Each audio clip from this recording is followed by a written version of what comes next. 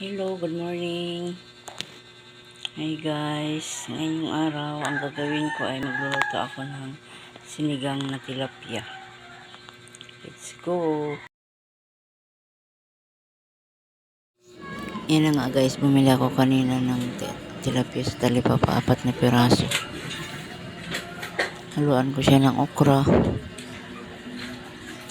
puso ng saging, tsaka kangkong. May siling green, tapos yan, sibuyas, kamatis, bawang, loya.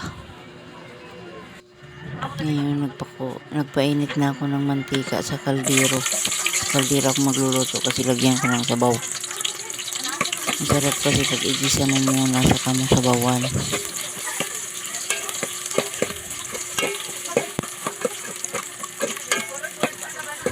Pampatanggal ng lansa.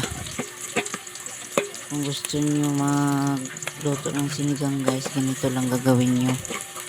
Igisa nyo muna. Saka mo siya sabawan.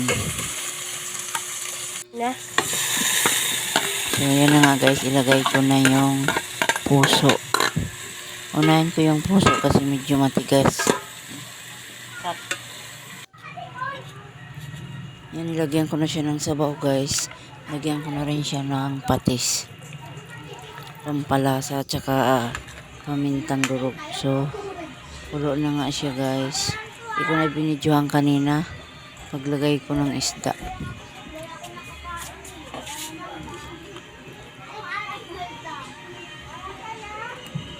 Nilagyan ko na rin yan ng timpla. Lagay ko na rin yung okra.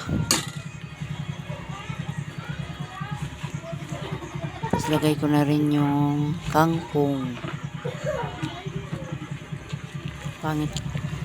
Sobrang lata yung gulay, pangit.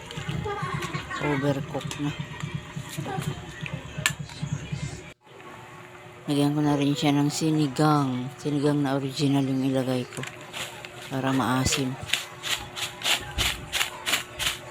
Maasim talaga siya. So yan na nga guys, malapit na siya maluto. Pulo na siya guys. Salamat sa iyong panunood at suporta.